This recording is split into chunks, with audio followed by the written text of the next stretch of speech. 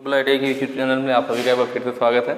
आज जो है हम लोग फिटर थ्योरी का फर्स्ट ईयर के लिए जो 500 क्वेश्चन की सीरीज चल रही थी उसका पार्ट 11 सॉल्व करने वाले हैं। और जो आपको क्वेश्चन दिख रहे हैं इसका जो पीडीएफ है आपको यहाँ से मिल जाएगा www.globalit.org। इस वेबसाइट पे आपको आज का जो पीडीएफ है प्लस इसके पहले का पीडीएफ और फिर जो आपकी मतलब गवर्नमेंट जॉब की जो वैकेंसी वगैरह आती है उन सब बारे में भी आपको वहाँ पे जानकारी मिलती रहती है। प्लस मैं आपको बता दूँ जो क्वेश्चन है सिर्फ आपके ऑब्जेक्टिव क्वेश्चन ही नहीं है, आपके जो थ्योरी के जो इंपॉर्टेंट क्वेश्चन है कह लीजिए, ठीक है। जिन्होंने ये सारे क्वेश्चन ठीक से कर दिए पढ़ दिए तो आपका सिर्फ आईटीआई एग्जाम में ही काम नहीं आएगा, बल्कि आप गवर्नमेंट जॉब वगैरह की प्रिपरेशन करते हैं तो वहाँ पर भी ये जो क्वेश्चन है आपके लिए काफ़ी हेल्पफुल रहेगा, क्योंकि ये आपके थ्योरी की बिल्कुल गहराई से लिया गया। एक होता ना क्वेश्चन ऊपर ऊपर से करा देना तो मतलब फॉर्मेलिटी के लिए कि हाँ चलिए ऑब्जेक्टिव क्वेश्चन हो गया, इसमें ऐसा नहीं है। ये बिल्कुल डिटेल में और आपके थ्योरी के बिल्कुल गहराई से क्वेश्चन लिए गए हैं, इसलिए काफ़ी इंपॉर्टेंट है। इसको आप लोग अच्छे से देखा कीजिए, ठीक है।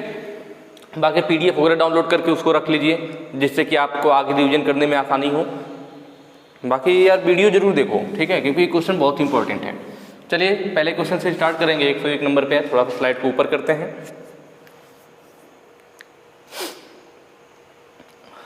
हाँ ठीक है। फाइल वाली सरफेस पर क्वेश्चन बोल रहा है कि फाइल वाली सरफेस पर खरोच चिप्स के उत्पादन का कारण क्या है।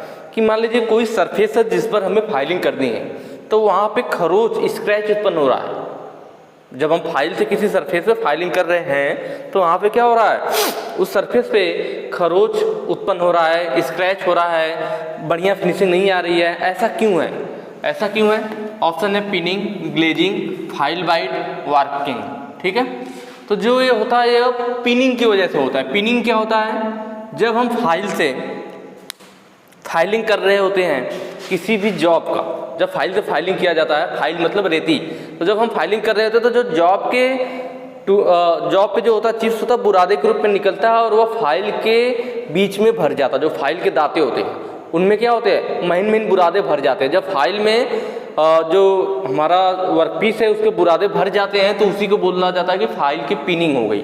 अब जब उसके दांतों के बीच में चिप्स फंस जाएंगे, वह बुरादे भर जाएंगे, तो जब आप फाइलिंग करोगे तो वही जो चिप्स या बुरादा फाइल में फंसा हुआ है वह सरफेस पे स्क्रैच उत्पन्न करेगा, खरोच उत्पन्न करेगा। तो वो किसकी वजह से हो रहा है? पिनिंग की वजह से हो रहा है। पिनिंग का मतलब है फाइलों के दांतों के बीच में बुरादों का या चिप्स का भर जाना। जो ग्लेजिंग था, ग्लेजिंग भी हमारा वही चीज होता है कि कड़ों के बीच में क्या होता है, हमारे जो वर्कपीस के चिप्स है वो भर जाते हैं। लेकिन ग्लेजिंग किस में होता है? ग्लेजिंग होता है क्या कहते हैं उसे, ग्राइंडिंग व्हील। जो ग्राइंडिंग प्रोसेस होती है तो ग्राइंडिंग प्रोसेस में भी ग्राइंडर जो ग्राइंडिंग करता है तो ग्राइंडिंग कड़ों के बीच में, व्हील के कड़ों के बीच में जो हमारा जॉब होता है उसके कड़ जब भर जाते हैं तो उसको ग्लेजिंग बोला जाता है। और जब वही कड़ फाइल में भर जाए तो उसे पिनिंग बोला जाता है, ठीक है। नेक्स्ट क्वेश्चन पे चलेंगे।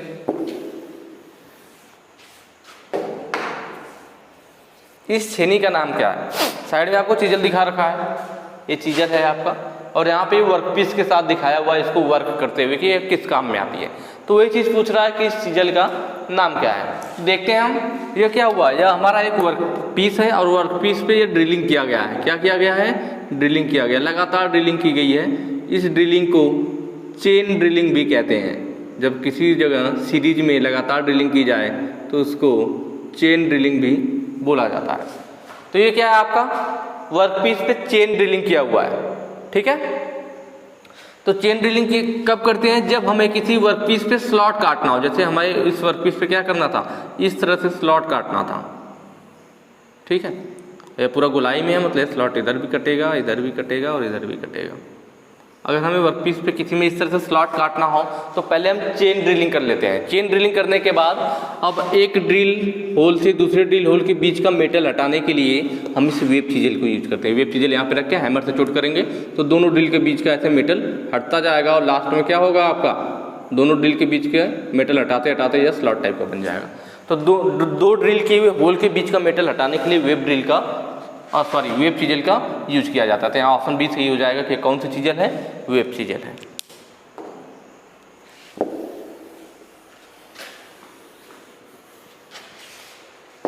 अगला क्वेश्चन कह रहा है कि हथौड़े के चेहरे का मतलब फेस पर, हथौड़ा जो हमारा हैमर होता है उसमें नीचे वाला हिस्सा फेस होता है और ऊपर वाले हिस्से को पिन बोलते हैं। ठीक है। तो वही पूछ रहा है कि जो हथौड़े के फेस पर या चेहरे पर थोड़ी उत्तलता दी जाती है, उत्तलता का मतलब है जैसे हमारा हैमर है, ऊपर वाला हिस्सा मान लीजिए बॉल जैसा हो गया, ऊपर वाला हिस्सा कैसा हो गया, बॉल जैसा हो गया, और नीचे वाला ऐसे फेस हो गया इसका। तो ये जो बॉल जैसा ऊपर का हिस्सा बना होता है, ठीक है, यह पिन कहलाता है, और नीचे वाला क्या कहलाता है, फेस कहलाता है। तो जो हमारा फेस होता है हैमर का, वो दरअसल बिल्कुल ऐसे सीधा नहीं होता है, फेस बिल्कुल सीधा ना होकर के कैसे रहता है, उत्तल, उत्तल मतलब उभरा हुआ, ऐसे होता है, ठीक है, गुलाई में लिया हुआ, उत्तलता टाइप में, बिल्कुल सीधा नहीं बनाते हैं। ऐसा क्यों नहीं करते हैं कि अगर हैमर हमारा बिल्कुल सीधा होता तो जब हम इससे चोट लगाते, किसी चीज़ पे हैमर से चोट करते, तो क्या होता भाई, ये पूरा एक बराबर चोट मारता ना, जब वर्कपीस पे बराबर मारता, इसके कोनों के टूटने का डर रहता। जब बराबर झटका पे चोट पड़ता तो कोना टूट जाता है हैमर का। तो कोने को टूटने से बचाने के लिए हम क्या करते हैं, हैमर को थोड़ा सा इसमें उत्तलता दे देते हैं, ताकि प्रभावी चोट बिल्कुल बीच में पड़े तो कुछ टूटने का डर नहीं रहेगा। तो इसलिए यहाँ पे ऑप्शन क्या होगा, बी सही हो जाएगा, किनारे की खुदाई से बचने के लिए या उसके कोने को टूटने से बचाने के लिए। ठीक है, नेक्स्ट क्वेश्चन पे चलेंगे। देखिए यहाँ पे आपको एक हैमर दिखा रखा है और पूछ रहा है कि यह कौन सा हैमर है, यह कौन सा हैमर है, काफ़ी गर्मी है, यह हैमर कौन सा है। तो यहाँ आपको दिख रहा है हैंडल है, और ये हैमर का ये जो पिन है, पिन कैसे हैंडल के क्रॉस में है। अगर वही पिन यहाँ पे दिख रहा होगा आपका, हैंडल है और पिन उसके क्रॉस में है ना। अगर वही पिन क्रॉस में ना होकर के हैंडल के बिल्कुल सीध में होती तो स्ट्रेट पिन हैमर बोलते हैं। चूंकि क्रॉस में है तो क्रॉस पिन हैमर बोलेंगे। अगर बॉल जैसा बना होता, यहीं पे क्या होता, बॉल जैसा बना होता, तो बॉल पिन हैमर बोल देते हैं। तो चूंकि हैंडल के क्रॉस में, इसलिए कौन सा हैमर होगा, क्रॉस पिन हैमर होगा। और मैलेट क्या होता है, मैलेट हमारा लकड़ी का हैमर होता है, वो कुछ इस टाइप से बना होता है। फिगर में देखेंगे तो लकड़ी का हैमर होगा और ऐसे बना रहेगा। ठीक है, तो यह होता है हमारा मैलेट।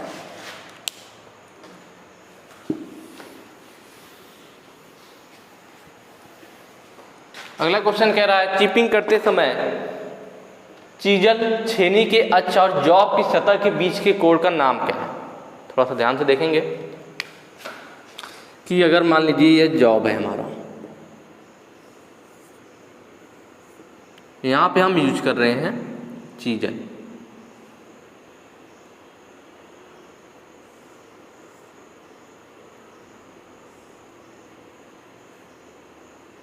क्या यूज कर रहे हैं हम, चीजल यूज कर रहे हैं, ये चीजल।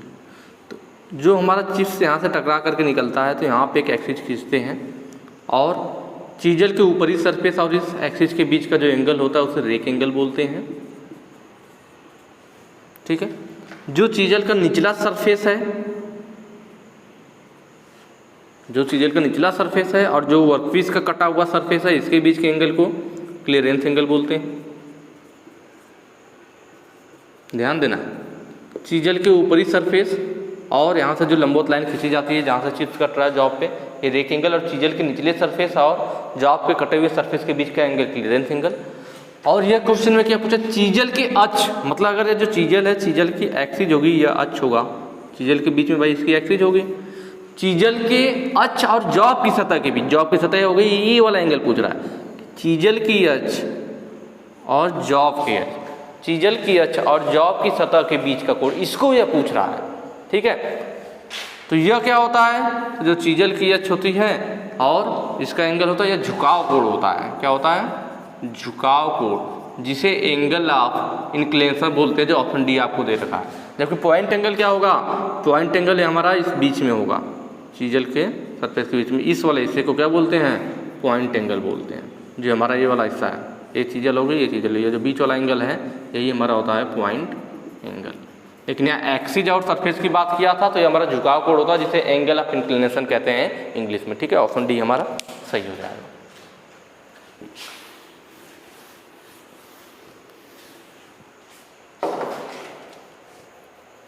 ठीक है, अगला क्वेश्चन देखते हैं। अगला कह रहा है, धातु की वो प्रॉपर्टी क्या है जो टूटने से पहले कोई अस्थायी विकृति की अनुमति नहीं देती है। मतलब कौन सा ऐसा मेटल है जो किस प्रॉपर्टी की वजह से, मेटल जो है अपने किस प्रॉपर्टी की वजह से, किस गुण की वजह से वह टूटने से पहले कोई अस्थायी विकृति की अनुमति नहीं देता। मतलब जब उस पर चोट लगती है तो वह डायरेक्ट टूट जाता है, उसमें कोई भी अस्थायी विकृति नहीं होता है। अस्थायी विकृति का मतलब जैसे किसी चीज पे आप चोट मारो वो मुड़ जाए फिर वहीं पे रुक जाए, तो उसमें विकृति आ गई। विकृति का मतलब परिवर्तन हो गया। मान लीजिए रॉड सीधी थी, आपने इस पर चोट मारा, आपने इस पर जब चोट किया तो यह मुड़ गया। कैसे मुड़ गया? ऐसे मुड़ गया। अब उसी पे वो रुक गया, तो इसका मतलब चोट लगाने के बाद इसमें अस्थायी विकृति आ गई, उसी पे रुक गया। अब आप दोबारा मार मार के इस पे कई बार मारोगे तो धीरे धीरे टूट जाएगा, तो ये अलग चीज हो गया। लेकिन ये क्या ऐसा मेटल जिसपे आपने चोट मारा और उसमें कोई विकृति नहीं हुई, अस्थायी विकृति, वो सीधे टूट जाए, तो वह क्या होता है? तो वह होता है आपका भंगुरता, ब्रिटलनेस। आपने सुना होगा कि जब भी जो जैसे कि कास्ट आयरन होता है, जब उस पर चोट पड़ता है तो सीधे टुकड़ों टुकड़ों में बिखर जाता है, उसमें कोई भी अस्थायी विकृति नहीं आती। ठीक है, तो जब वो टुकड़ों टुकड़ों में बिखर जाता है उसी को ब्रिटलनेस या भंगुरता बोलते हैं। टेनासिटी क्या है? टेनासिटी का मतलब है कोई भी जॉब जो कि टेनासिटी मतलब तनाव, जो तनाव को सहन कर सके। किसी जॉब पर जब हम तनाव फोर्स, टेंसाइल फोर्स लगा रहे हैं और वह बिना फटे, वह जॉब बिना टूटे बिना फटे उस टेंसाइल फोर्स का विरोध करती है, वही टेनासिटी कहलाती है। हार्डनेस क्या है? वह गुण होता है जिसकी वजह से कोई भी मेटल कटने का, घिसने का, खुरचने का विरोध करता है। अगर कोई मेटल जल्दी घिस नहीं रहा है, जल्दी कट नहीं रहा है, ना ही उस पर जल्दी स्क्रैच आ रहा है, इसका मतलब उस मेटल में हार्डनेस का गुण है। टफनेस क्या है? टफनेस जस्ट ब्रिटलनेस का उल्टा होता है, मतलब एक दूसरे का अपोजिट गुण है। ब्रिटलनेस में था कि वह झटकों को सहन नहीं कर पाएगा, अचानक से इम्पैक्ट लोग जो पड़ता है, अचानक से झटका लगेगा, चोट लगेगा तो टुकड़ों टुकड़ों में बिखर जाएगा। कौन? ब्रिटलनेस का गुण है। अगर अचानक से चोट या झटका लगता है तो टुकड़ों टुकड़ों में बिखर जाता है। और यह टफनेस जस्ट उल्टा है उसका। टफनेस मतलब चीमड़ पर। इस पर अगर अचानक से चोट या झटका लगता है तो वह उसको सहन कर लेता है। अचानक से चोट या झटका लगने पर जो उसे सहन कर लेता है टफनेस है, जो सहन नहीं कर पाता वह ब्रिटलनेस है। नेक्स्ट क्वेश्चन पे चलेंगे।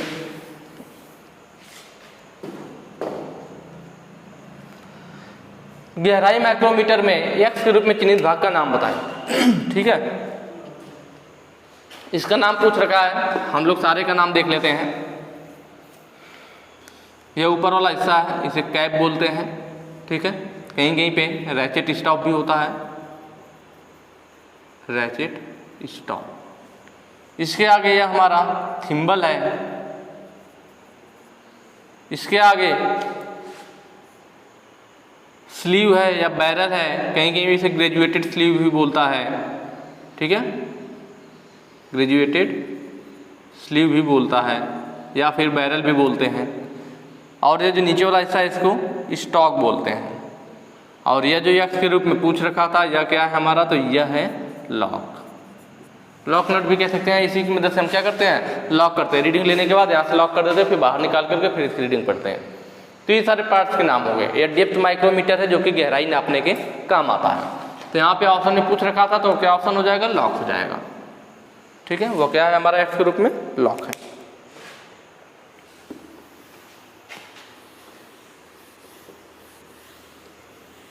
अगला क्वेश्चन है कि हैंड टैप लीड पर चैम्फर किए जाते हैं। हैंड टैप आप लोग जानते होंगे, जब भी हमें किसी होल में थ्रेड काटनी हो, चूड़ी काटनी हो, किसी होल के अंदर जब चूड़ी काटनी होती है तो हम टैप का यूज करते हैं।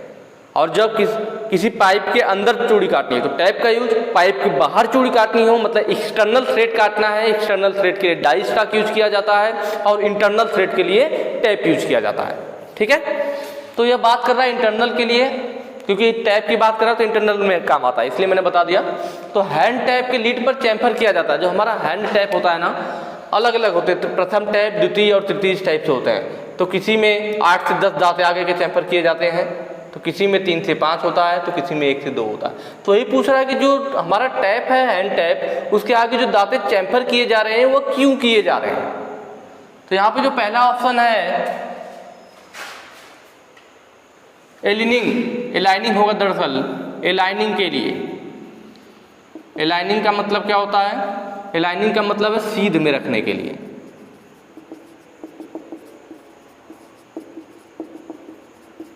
कि जब किसी होल में हमें टैप को, यह होल है मान लीजिए, इसमें टैप को हमें यूज करना है तो आगे के 8-10 जाते चैम्फर कर दिया जाता है, चैम्फर मतलब घिस दिए जाते हैं जिससे कि यह थोड़ा सा होल में आसानी से अंदर चला जाए। और जब यह हमारा टैप होल में आसानी से अंदर चला जाएगा तो बिल्कुल सीधा रहेगा। अगर हम आगे के दांते चैम्फर नहीं करेंगे तो फिर इसे लगाने में दिक्कत होगी होल में, जिससे टेपर हो सकता है। तो हमें टैप को होल के सीध में, अलाइनिंग में रखने में, सीध में रखने में आसानी हो, इसीलिए आगे क्या किए जाते हैं, दांते लीड पर चैम्फर कर दिए जाते हैं। नेक्स्ट क्वेश्चन पे चलते हैं।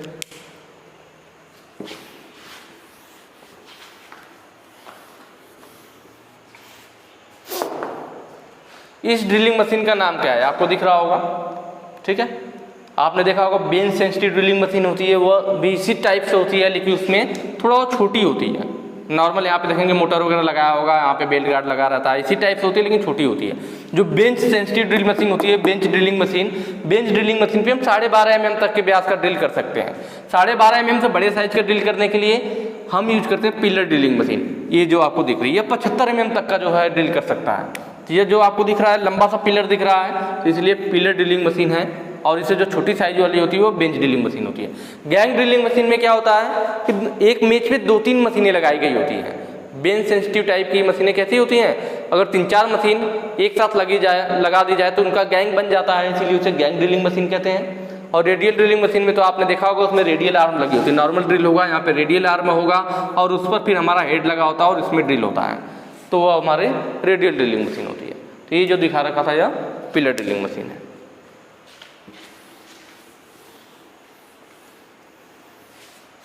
लास्ट क्वेश्चन है, इस बाहरी माइक्रोमीटर की रीडिंग क्या है, लेकिन किस में पूछा है, ब्रिटिश में पूछा है। कौन सा माइक्रोमीटर है, आउटसाइड माइक्रोमीटर है। बहुत ही आसान होता है, इसमें कोई टेंशन की बात नहीं है। आप लोगों को मालूम होगा